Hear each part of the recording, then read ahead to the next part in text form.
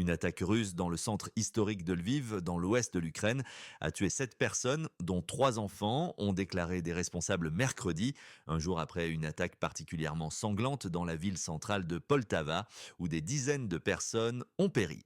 Moscou a intensifié ses frappes aériennes après l'offensive de l'Ukraine dans la région de Kursk en Russie, qui a surpris les troupes russes. Les attaques nocturnes ont suscité de nouveaux appels de la part des responsables ukrainiens pour que les partenaires occidentaux fournissent une défense aérienne ainsi que des armes à longue portée pour répondre en frappant des cibles profondément en Russie.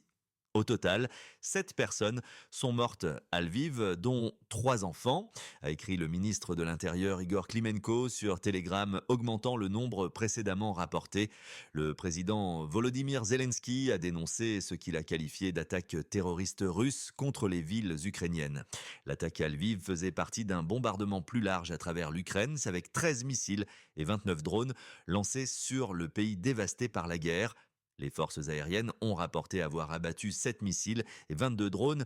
Les armes livrées par les partenaires occidentaux de l'Ukraine depuis l'invasion viennent souvent avec des restrictions qui empêchent leur utilisation contre des cibles situées en Russie même. Cependant, l'Ukraine a exercé des pressions pour que ces restrictions soient levées et Zelensky a également appelé les partenaires occidentaux à fournir à l'Ukraine des armes à longue portée pour répondre de manière juste au terrorisme.